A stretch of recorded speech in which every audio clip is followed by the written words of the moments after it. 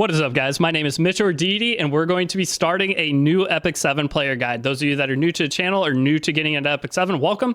I have been making guides on the game for a couple of years now. I try to make the most in-depth, part-by-part, like step-by-step guides possible. They are long videos, but the goal is to get you into the game and get you to experience Epic 7 to a point where you're having fun, okay? This is a very complicated game. We just had a massive update, so any of you guys that are going and watching my old videos, they're not going to translate over very well with this new update, so I'm forced to redo all of the guides, okay? Unfortunately, it's just the way it is, and this is going to be a lot of work for me, but we'll go into that in a second. I'm going to be live streaming one account, this account that I'm on right now. I will be live streaming. If you want to follow along with the live stream, you can. I know a lot of you are starting the day this comes, the new update came out, that's just April 10th. If you're starting later, just ignore this, okay? You're just follow the guide. If there's any changes, I'll have them posted down in the comments of the video of whatever progression, but I'm trying to take my time with this to an extent to where I can make sure not to give any bad information. But if the video's up and it's my most recent guide and you're new to Epic 7, that is the guide to follow, okay?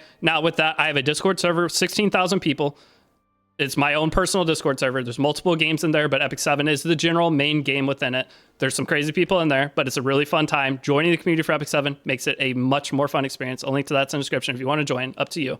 But from there, Epic 7, let's go over it. Been around 6 years. The game is pretty old at this point. We're entering our 7th year, which is going to be the 7th anniversary of Epic 7. This is one of the biggest updates we've had for new players in a long time. Now, for old players, not so much new stuff, just quality of life improvements and slight other things. Now, new players though, big event happening right now, or in about 4 days.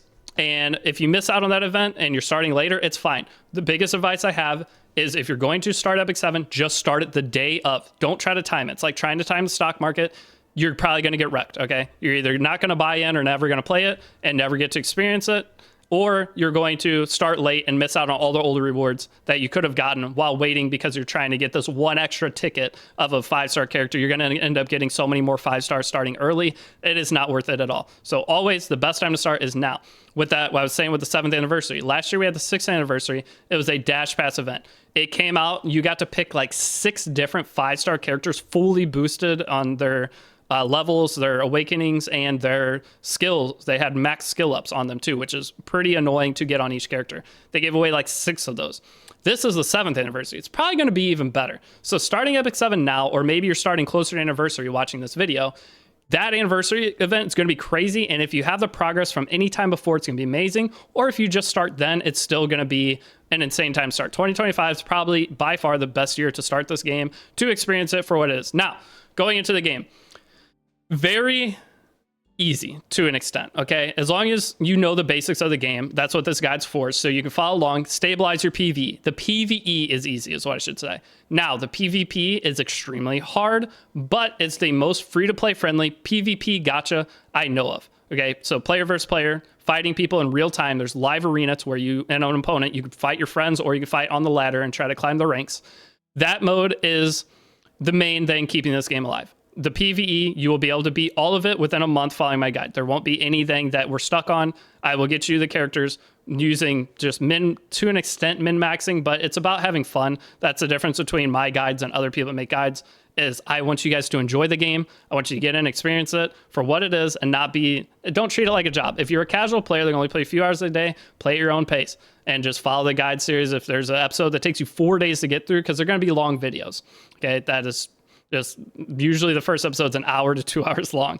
So just play at your own pace, go through. And if you want to deviate from what I'm suggesting, go ahead. But I'm going to try to give as much information and reasoning as to why we're doing different things with each step, so that if you have an idea, go and try something else that still fits along those lines. But trying to explain the game and going through should help you enjoy it a lot more.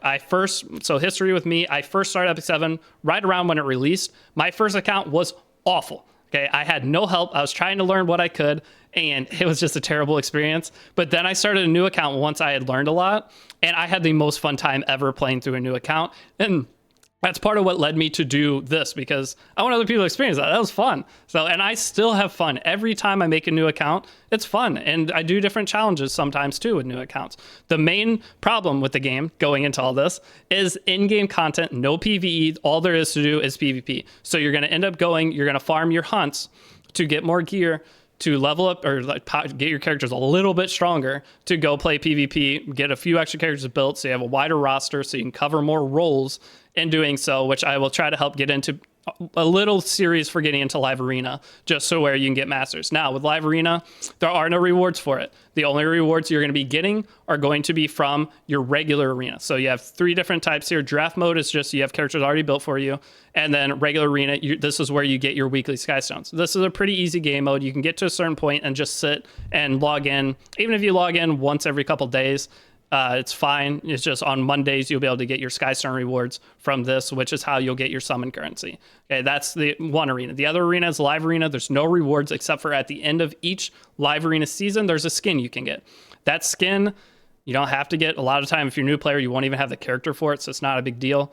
But that is the kind of cycle for this game. One of the things that they try to do to keep you into the game is going to be guilds, okay? So guilds are... you want to log in every day. There's a content called Guild War. You'll go in and fight other players. It's very similar to Arena, but it's 3v3 instead of 4v4. You'll bring 3 characters against their 3 characters. Now with this, you'll get some summon rewards from it, and your guild will get stronger as you continue to do it. But the guild system is the reason to log in every day, because if you don't, you'll likely get kicked from your guild. Okay. One other reason they added to make sure you log in every day too, though, is going to be this in the Sanctuary. So the Sanctuary is how you'll, one, go in and boost up your characters. So you'll be able to get Molas from this. You'll be able to get Penguins, which will increase your level. And you'll get Spirit Wells, which increase your rank. So if you're a 3-star character, you give them the things from Spirit Well, and you'll get to a 4-star character or a 5-star character. So this is where you'll get your character promotion. Now, this is the daily login thing, though.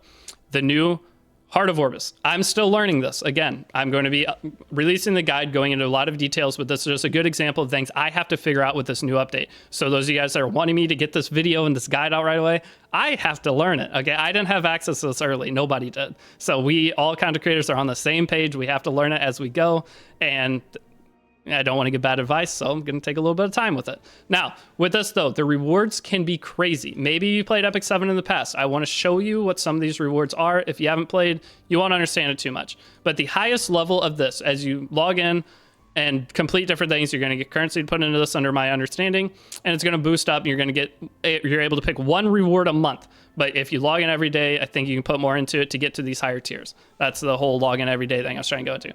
But it has a 5-star Moonlight ticket, which Moonlight characters are the super rare characters in this game. They are the PvP premium characters. They're light and dark, which means they don't have elemental resistance or elemental disadvantage to anything, which is huge. Now, there's also gear. A lot of people don't like this game because the gearing is hard. The gearing's still hard. They give a lot of good gear at the beginning of the game now to set yourself up, and they took away a lot of the junk gear. And there's also the Ogre thing to get you some gear. I don't know how worth it is yet. I'll give you guys an update on that as we do the guide. But this gear is insane. A 23 speed sword that you can get once a month, 52% HP. It's even better.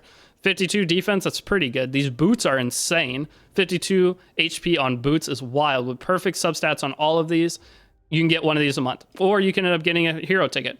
Now, this is RNG. There are a bunch of other items you can get, but the way this works is you can manage your storage. Anytime you get an item here, you put it over, and you can get 1 banger item per month. This is mostly for existing players who quit in the past. Just see that that is some crazy thing that's going to kind of equalize everybody's account. Now, one of the other things with Live Arena, I believe it's in a few weeks we're getting an update where they're going to be giving out 10 characters that you can use for Live Arena that are already pre-built. We don't know the full information, but it's going to give you a kind of a roster to RTA to get started in, to where you can go and learn without having to feel bad about all your characters. You'll mix their usable characters with your own characters and be able to start coming up with strategies, see what's worth building, what else you need. But it'll be a huge help into getting into the Live Arena of Epic 7. So that is the game. That is the part 0 of the guide. Mainly making this to let you guys know that give me a little bit of time. I can't just make this video immediately and have everything good to go. I gotta learn all the different changes. So give me a day for that. I'll try to have this next episode up tomorrow morning. I am going to be live streaming again later today. I've got to work on a couple of my other sponsor obligation stuff that I have. But if you're new to Epic 7, welcome. I hope I can help you have a good time and enjoy the game as much as I did. But thanks for watching, and I will see you all in part 1 of the guide series. Peace out.